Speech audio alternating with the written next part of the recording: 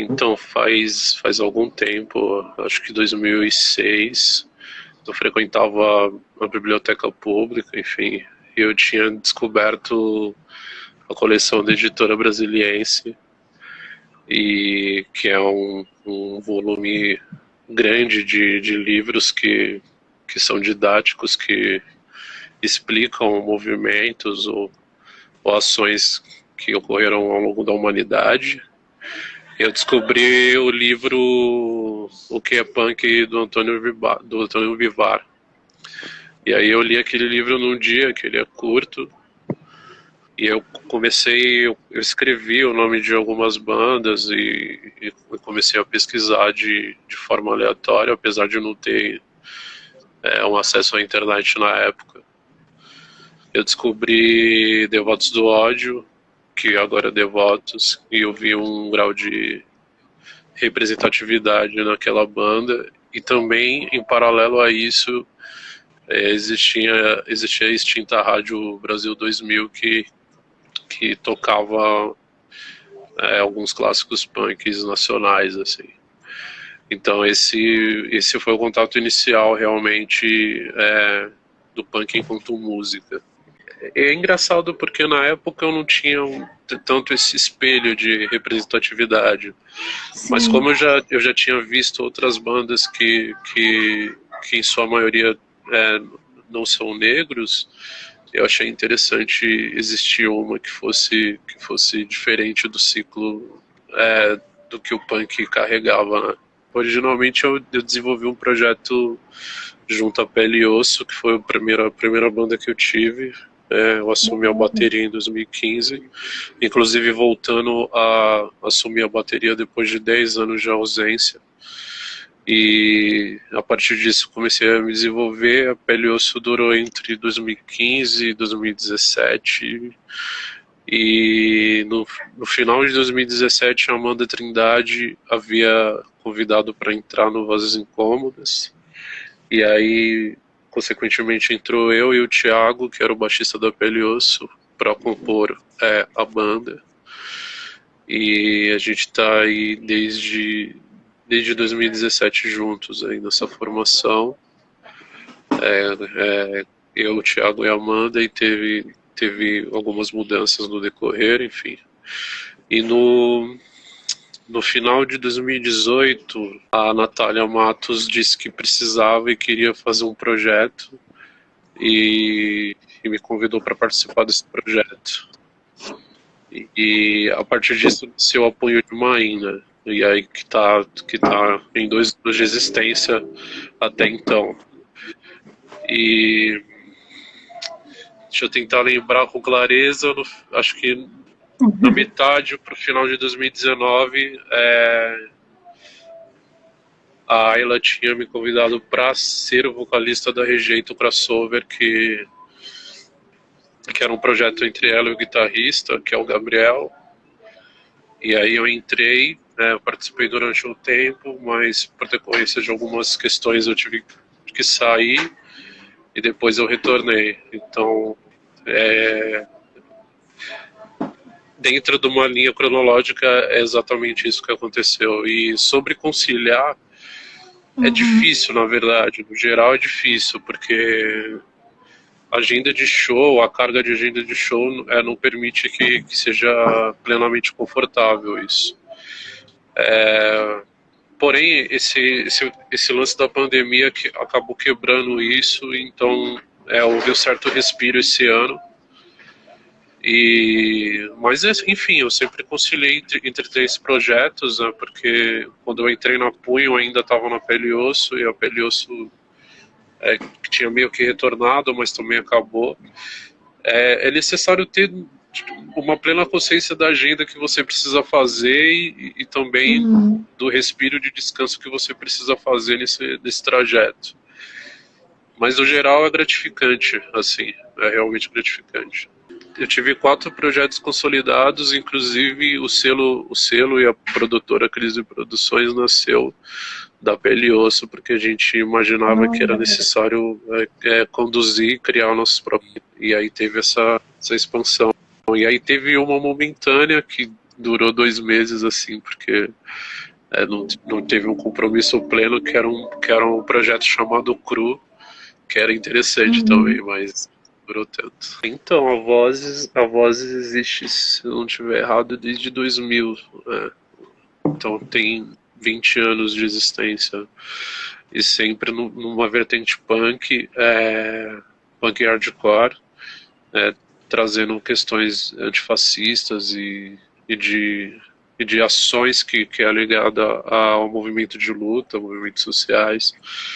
Então essa é a mensagem direta do Vozes Incômodas, né? Essa questão de você agir, de você se organizar contra a opressão do Estado, contra o peso social que as classes carregam, as classes baixas carregam. Então existe essa força dentro do Vozes que inclusive nasceu no dia 1º de maio, que é o Dia do Trabalhador.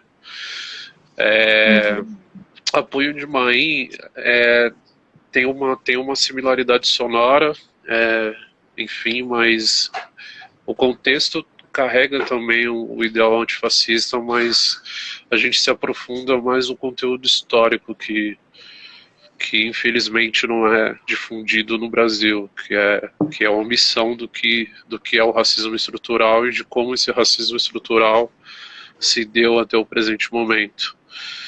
Então, a gente procura conteúdos, fatos históricos, existe uma linha de pesquisa também, e a gente, com a entrada do Du, exatamente há um ano atrás, a gente está explorando outros tipos de ritmos, e a gente quer pensar na possibilidade regional, trazer a música regional para dentro do universo punk que a gente carrega. E a Rejeito, quando eu entrei, já era um projeto consolidado, ligado ao crossover, a uma linha de metal, de thrash metal mais direta. Então, quando eu entrei, estruturalmente algumas músicas já haviam sido consolidadas, e o que eu fiz foi apenas compor algumas letras e inserir dentro desses riffs. Então, estruturalmente, a Rejeito fala sobre questões sociais numa diversidade mais ampla, argumenta sobre o capitalismo, sobre a exploração, enfim. Então existe uma gama maior que também é muito similar ao contexto punk, em termos ideológicos. Então essa pergunta é até pertinente, porque eu vou partir do final dela, que você mencionou o processo de elitização, não apenas da bateria, mas da música, né? Quando eu tinha de 13 para 14 anos, na igreja. Ou seja, a igreja é um espaço que agrega, né, enfim, e que oferece música gratuita. Ou seja, a igreja, querendo ou não, exerce um papel social dentro desse contexto, sabe? E aí, pô, meu primeiro contato com bateria foi na igreja, então eu fiquei durante alguns anos na igreja. É óbvio que em algum momento eu já tinha me cansado de toda a doutrina, e a gente fazia cover de Nirvana escondido na igreja, por exemplo. E aí eu me afastei, enfim. Depois que eu me afastei, terminei de estudar, comecei a trabalhar e esqueci a bateria totalmente, assim, durante 10 anos. E aí eu entrei para trabalhar numa firma e conheci o Titão, que era o vocalista da Pele e Osso Punk, que me mostrou também um universo absurdo, que ele tinha uma discografia absurda. E a partir disso a gente começou a cogitar, vamos montar banda, vamos montar banda. E aí a gente fechou para montar banda, a gente chamou o Thiago Puga, que era da formação da Pelioso antiga. E aí fechou, a gente fez e alugou estúdio. Eu voltei a tocar bateria, horrivelmente, em 2015, assim, travadaço. Mas aí fui desenvolvendo e tô aí hoje com 2 projetos e andando, né? E existe realmente um contexto ancestral dentro da bateria, mas isso não é difundido, porque Uhum. Esse país ele impede exatamente o acesso real à cultura, você conhecer o que é real culturalmente, se você não encontrar caminhos alternativos para absorver essa gama de cultura, é, você acaba ficando perdido, assim. Exatamente, esse peso existe. Inclusive, eu não tenho a bateria em casa por conta de espaço, enfim. Então, eu acho que não é apenas a bateria, o acesso à música, à arte, à cultura no geral é muito restrito, muito elitizado. A não ser que isso venha por questões de programas sociais, mas isso ainda é muito esporádico, fragmentado. Então, quer dizer, eu voltei a tocar bateria há 5 anos e eu não tenho bateria para treinar. Então, basicamente, o treino é ensaio e shows. E é Uhum. realmente difícil carregar prato, carregar ferragem, ônibus. A vida vai seguindo, esse é o ciclo. É que você precisa realmente amar muito isso para estar dentro desse contexto. Porque senão você não aguenta essas questões, tanto de você não ter infraestrutura dentro dos shows, quanto de você não ter infraestrutura para você mesmo desenvolver, enfim. Mas aí, tô por aí, estamos caminhando aí com os projetos. É um processo de aprendizado, na verdade, porque eu nunca me vi como vocalista, sabe? A minha alegria está na bateria, porque ali é a minha zona de conforto plena e eu estou feliz mesmo com o grau de dificuldade que eu tinha mencionado anteriormente. Mas eu estou me descobrindo enquanto vocalista, assim. Está sendo interessante. Eu fazia uns back vocals na pele e osso, mas era esporádico. Eu já cheguei a cantar um show inteiro tocando bateria, porque o vocalista não pôde estar presente. E eu sempre cantei junto com as bandas que eu curto, que eu amo, sabe? Eu acho que isso é meio que natural, assim, você conseguir fazer um Uhum. back, colocar para fora o que você está sentindo, um aprendizado, e só agora que eu tô tendo um domínio maior de me expressar livremente como vocalista, sabe? Então, no Pele e Osso, eu consegui compor 80% das letras. Quando eu entrei no Vozes, já existia uma quantidade expressiva de músicas. Então, eu pensei, dessa vez eu vou tocar na minha, só fazendo um som na bateria. E dentro da Punho de um Trem eu só tenho uma composição, mas enfim, é porque já tem gente muito genial lá que consegue compor de uma forma maravilhosa, assim. E eu componho, tenho essa liberdade de escrita, eu tenho essa força de conseguir transmitir o que eu preciso do papel e de também assimilar harmonias para poder contextualizar a voz dentro desses riffs que são sugeridos. Então, acho que a Rejeito, no momento, está sendo um espaço talvez mais real para que essas composições que eu crio sejam consolidadas realmente, sejam estruturadas, concretizadas. E é isso. Então, eu vou especificar cada uma e fazer um texto geral. No Vozes, a gente está com uma nova formação agora que surgiu um pouco antes da pandemia. Então, até então, não teve nenhum show dessa nova formação. Passou alguns meses, a gente voltou a ensaiar, acho que em meados de agosto, se eu não estiver errado. E o propósito é a gente terminar 4 composições para entrar no projeto da Cooperativa, que vai ser uma coletânea, e a gente vai gravar em janeiro isso. Né? Então, praticamente o Vozes teve apenas alguns ensaios e a gente conseguiu compor em estúdio. Então a gente está com o material já preparado assim para gravação. Na Punho de Maim foi incrível, porque a gente saiu numa revista francesa esse ano. A gente teve um projeto que a Monster patrocinou dentro do Universo de 10, então a gente fez live, a gente conseguiu entrar em 2 editais dentro da prefeitura do município de São Paulo, pelo CCJ e pela Casa de Cultura do Butantã, que nos cederam espaço, inclusive nesse mês de novembro. Então, acho que para Punho foi muito, muito positivo, apesar dessa crise do Covid. E a gente está gravando também, a gente gravou a gente fez a primeira parte do processo de gravação. E eu acho que esse ano foi muito produtivo, apesar dessa questão da Covid-19.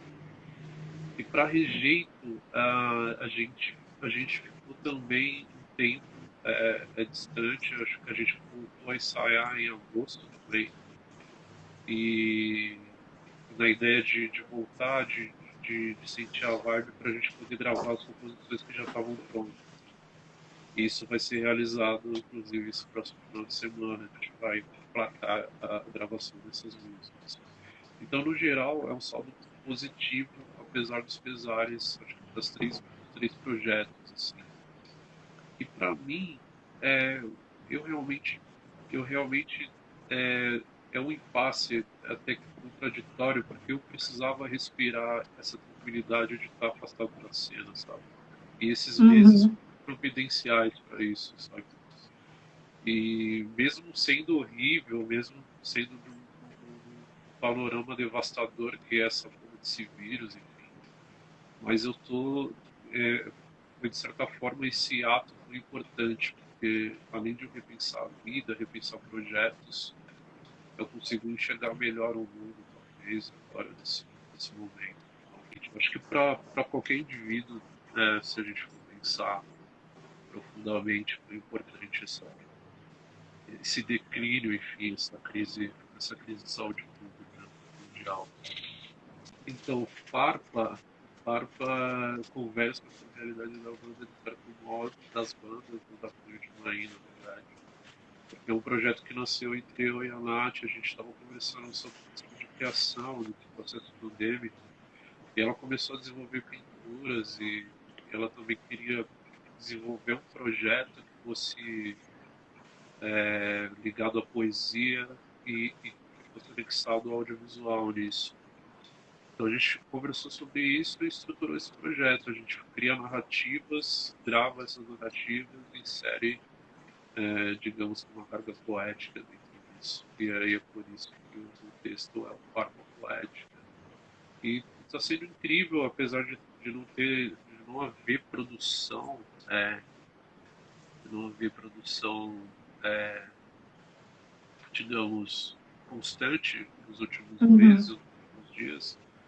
Mas o que a gente criou junto é um dado, é um documento importante que a gente quer levar adiante e talvez no futuro fazer com que a Farpa Poética transcenda essa questão de ser dupla para algo que seja coletivo, assim, dentro dos moldes virtuais e dos moldes presenciais, quando o novo normal nos bater a porta, enfim. E o Doc 89 sou eu, na verdade, enquanto fotógrafo enquanto videomaker, sabe? Descobri que a fotografia, há muito tempo eu descobri que a fotografia é um meio de expressão pleno e que eu adoro. E quando eu descobri o audiovisual, o vídeo, eu vi que também dava para construir a partir disso possibilidades. Por isso que eu criei a Doc 89 para se resumir enquanto, digamos, um selo fotográfico, sabe? E tá aí, eu fotografo, sou fotógrafo de rua, faço vídeo, tento inserir o audiovisual nos projetos que eu tô dentro, que é as bandas, enfim. E além disso, eu exerço a função de editor, então fica meio que um lance muito autônomo da minha parte, assim. Mas a 89 é eu em ação enquanto videomaker fotógrafo. Na verdade, o propósito é sempre subverter, porque estruturalmente eu não tenho um aparato real para ter uma autonomia plena dentro do audiovisual, assim. De dizer, ó, eu sobrevivo fazendo esse ofício, sabe? Porque isso demanda grana, infraestrutura, enfim. E mesmo eu tendo trabalhado enquanto assistente de fotografia, eu vejo que para ter uma independência real é um processo longo, assim. E realmente existe um processo de da ausência do acesso para as grandes massas desses bens. Enfim. E eu sempre gostei de fotografia, então sempre pesquisei fotógrafo, sempre assisti documentários e essa essência de documentário e fotografia eu sempre carreguei para vídeo. E quando eu tive acesso à câmera digital, eu queria transpor digamos, esse repertório para aquilo que eu quero construir, para aquilo que eu queria construir. E nasceu disso.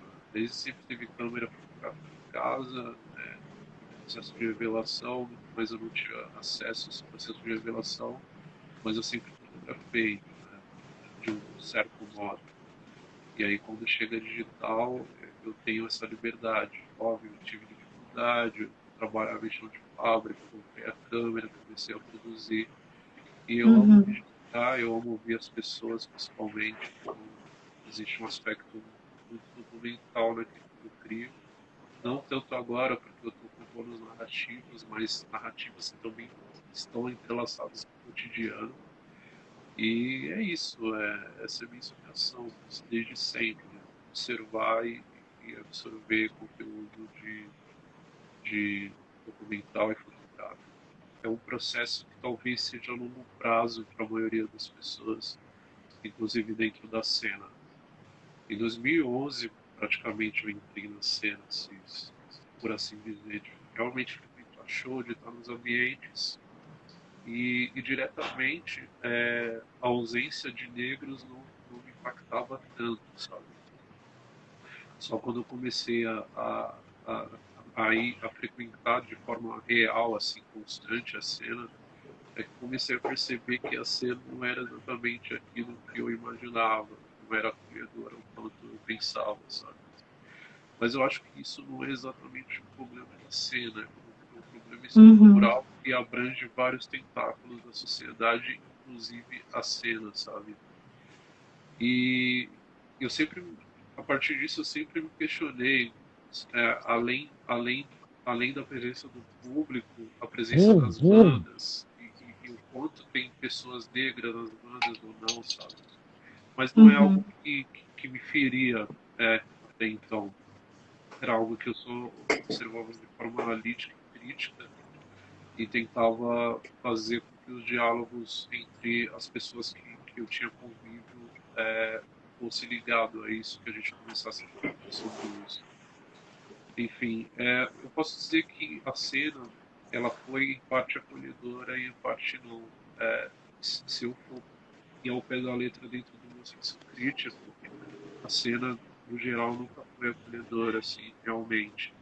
Mas devido a amigos e pessoas queridas que eu conheci nesse trajeto de, de vida dentro da cena underground, eu posso dizer que ela foi muito acolhedora em diversos aspectos, sabe? Então, mas eu nunca Uhum. sofri algum tipo de discriminação dentro da cena, ao menos eu nunca senti isso. Mas eu acho que realmente está super distante de ser algo que seja realmente, digamos, igualitário ou acolhedor, assim. Então, eu acredito que existe uma potência gigantesca que não é utilizada, sabe? Que não é usada realmente. Eu acho que existe realmente essa questão de ser obsoleto algumas questões sociais, sabe? No geral, é, é realmente difícil existir essa abrangência, sabe? Dentro da cena. No contexto geral, é aprendizado, é a gente começar a criar linhas para que isso seja difundido dentro da cena, sabe? E esse processo é difícil, é realmente de médio a longo prazo, sabe? Mas eu acho que existe um potencial incrível para que essas questões sejam abordadas e de forma combativa, né, de forma imbativa, Uhum. para que exista realmente uma rede de resistência, assim, de acolhimento e resistência, sabe? Mas não é até o presente momento dessa forma, né? Então, eu acho que é por isso que talvez esse diálogo e os diálogos futuros sejam necessários para que Uhum. a gente pense a cena daqui para frente, o quanto que a gente pode construir de verdade dentro da cena, falando sobre questões de igualdade racial, sobre luta racial, sabe? Mas isso ainda é muito à parte da cena, infelizmente. Mas é possível que futuramente isso mude. Enfim, eu espero muito por isso. Essencialmente, eu acho que para qualquer ser humano, período contemporâneo, eu acho que a 13ª emenda é o documentário que precisa ser visto, sabe? As pessoas precisam ver isso para entender como é que é o processo de criminalização no mundo, inclusive da população negra, que é a maior população carcerária do Brasil, acompanha esse processo. Eu acho que é importante pra caralho assistir esse documentário, assim, porque ele aborda de uma forma profunda o que é o racismo dentro dos Estados Unidos e o quanto isso nos afeta globalmente, assim. E livro Ensinando a Transgredir a Educação como Prática da Liberdade, da Bell Hooks. Ele abrange o feminismo dentro do movimento negro, inclusive, e também tem um conteúdo pedagógico muito importante. E de banda, meu, é óbvio que não tenho muito o que falar, né? Não tenho, para quem conhece Hardcore, por favor. E para quem não Nossa, conhece, descubra porque é incrível, fusão de reggae. Mas gratidão aí pelo convite e ainda bem que funcionou como caminhão. E é isso, positividade sempre.